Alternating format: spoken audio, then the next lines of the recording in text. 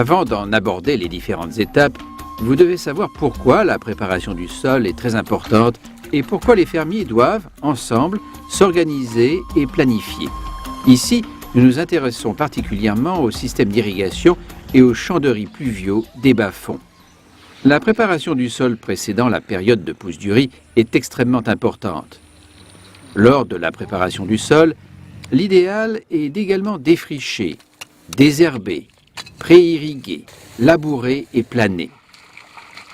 Ces étapes seront abordées dans la vidéo. Il faut également savoir que, dans certains cas, les producteurs peuvent choisir la méthode zéro tallage s'ils sont à court de main-d'œuvre pour labourer. Dans ce cas, le champ est nettoyé et inondé pendant 1 ou 2 mois avant le repiquage, sans labour ni planage. Dans un champ bien préparé, les plants de riz peuvent germer et pousser plus facilement. Une bonne préparation du sol améliore la structure du sol et le rend assez meuble pour que les racines prennent. Ceci améliore également le planage des champs, facilite l'irrigation et le drainage, permet une distribution plus régulière des mauvaises herbes et résidus de culture afin de les incorporer au sol, facilite l'incorporation des engrais minéraux, permet de mieux contrôler les mauvaises herbes. L'aspect le plus important de la préparation des champs de riz irrigués ou des bas-fonds pluviaux est le planage. On a besoin d'irriguer les parcelles. Si les parcelles ne sont pas bien planées, on a des problèmes de l'irrigation. Donc il faut bien planer la parcelle, comme ça quand vous mettez l'eau, l'eau reste et le riz profite. Un champ bien plané facilite l'irrigation et le drainage. Les mauvaises herbes y pousseront moins facilement. Dans un champ mal plané, les herbes se développeront plus facilement sur les endroits les plus hauts du champ. Notons aussi 3 autres avantages clés. Dans un champ mal plané, le repiquage ne peut pas se faire tôt. Le producteur devra attendre que les plants soient assez vieux et assez grands pour être repiqués dans les parties les plus basses du champ.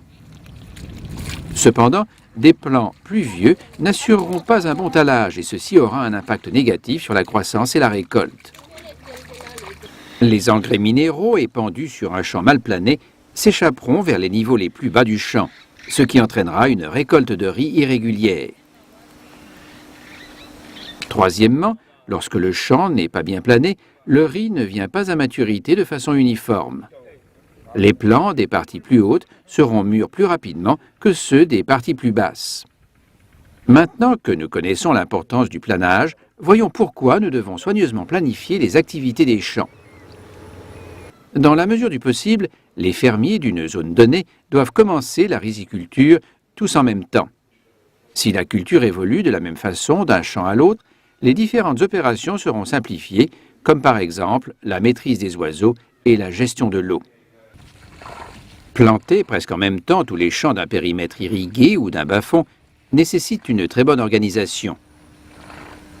Et ceci n'est possible que lorsque l'on dispose d'animaux ou de machines pour préparer le sol.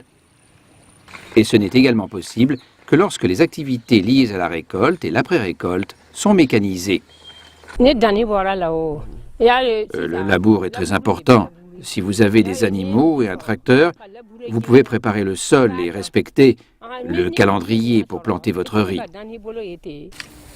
Étudions maintenant les différentes étapes nécessaires à la préparation du sol. Nettoyer et désherber le champ. À cette étape, vous devez nettoyer le champ et placer toute la végétation la plus haute sur les diguettes, couper et mélanger les pousses les plus petites et les répartir dans le champ. Pré-irrigation. Le champ est inondé pendant 2 ou 3 jours afin d'ameublir la terre pour faciliter le labour et chasser ou tuer les insectes qui se cachent dans les résidus de culture. Le labour peut être fait à la main, avec une houe traditionnelle, avec une charrue et des bœufs ou à l'aide d'un motoculteur. Lors du premier labour, vous retournez et ameublisez le sol, incorporez de la paille de riz et autres résidus afin d'accélérer leur décomposition, cassez les grosses mottes de terre, augmentez le contact entre le sol et l'eau. Le premier labour devrait au mieux être fait quelques semaines avant les semailles ou le repiquage afin de donner assez de temps aux mauvaises herbes et aux résidus de culture pour qu'ils se décomposent.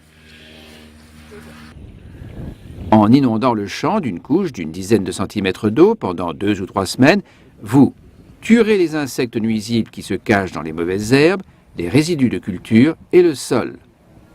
Aiderez à la décomposition des résidus de culture, permettrez aux graines de mauvaises herbes de germer ou de pourrir. Appliquez ensuite des intrants organiques tels que les déchets domestiques, le fumier, le compostage et des engrais minéraux si le sol manque de N, P ou K.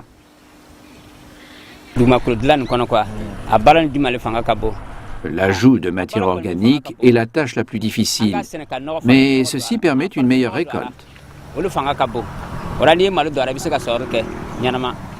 Pour le succès du riz, normalement, le plus important, après le labour, il faut épandre le fumier organique pour renforcer le sol. Si vous arrivez à bien mettre la fumier organique dans le champ, bon, pour les engrais chimiques, même, vous n'avez pas besoin de mettre beaucoup encore. Donc, très important, il faut amender le sol avec la fumier organique. C'est très important. Et ça qui augmente même la production. Vous pouvez procéder à la deuxième préparation du sol afin de retourner la terre et la mélanger avec de l'eau pour fabriquer de la boue, répartir les résidus organiques décomposés, tuer les pousses de mauvaises herbes, répartir les éléments nutritifs plus uniformément dans le champ. Quelques conseils. La profondeur de labour doit être de 10 à 15 cm. Si le labour n'est pas assez profond, le plant se développera moins bien, alors que s'il est trop profond, l'engrais que vous appliquerez n'atteindra pas les racines du riz. Afin d'obtenir un meilleur contrôle de l'eau et d'en réduire son volume d'utilisation, de nombreux producteurs ont procédé au planage de leurs terres.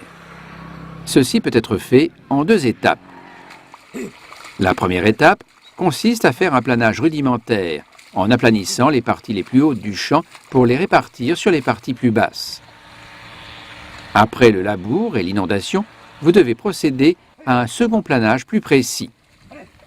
Dans l'itinéraire technique de la riziculture, tous les points sont importants. Mais si vous voulez que je mette l'accent sur un certain nombre de points, je dirais que dans le système de repiquage que nous utilisons ici, il faut bien respecter l'âge de la plantule. Il ne faut pas repiquer des plants trop vieilles, des plants trop vieux. Voilà, il faut des plants qui ont un âge assez raisonnable. Ensuite, il faut que le sol soit bien plané, parce que dans le système d'irrigation, de riz irrigué, donc si le planage n'est pas bon, vous perdez beaucoup. Même quand vous apportez de l'engrais, il n'est pas bien réparti. Voilà. Donc il y a des endroits où l'engrais va se concentrer et vous avez la toxicité. Il y a des endroits qui sont privés d'engrais. Et aussi les mauvaises herbes vont beaucoup se développer dans les endroits qui ne sont pas bien couverts par la lame d'eau. Donc le planage aussi est important. Qu'avez-vous donc appris? La préparation du sol améliore la structure du sol et facilite la pénétration des racines. En pratiquant un premier labour, ensuite une inondation, puis un deuxième labour, vous contrôlez les mauvaises herbes. Vous pouvez répartir uniformément les mauvaises herbes et les résidus de culture, les intrants organiques et l'engrais composite dans le champ et les incorporer au sol. Cependant, n'oubliez pas que la chose la plus importante est de planer votre champ correctement. Ceci affectera le repiquage, la gestion des mauvaises herbes, de l'eau et de l'engrais et la maturation. En fait, ceci affectera votre récolte tout entière. Calendrier et planification. Une bonne préparation du sol et une bonne planification feront toute la différence pour la réussite de votre récolte.